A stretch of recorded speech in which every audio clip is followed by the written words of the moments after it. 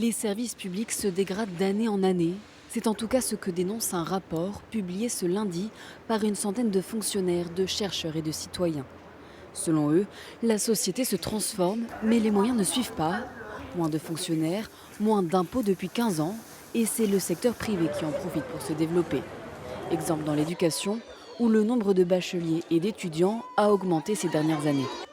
Il y a dans l'éducation, depuis 20 ans, une concentration des enfants de parents très diplômés dans l'école privée sous contrat.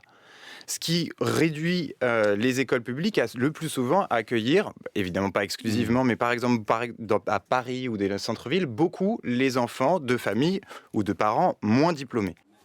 Le développement du service privé est plus coûteux pour l'État. Il vient même perturber le fonctionnement du service public. Un constat qui se vérifie aussi dans les établissements de santé.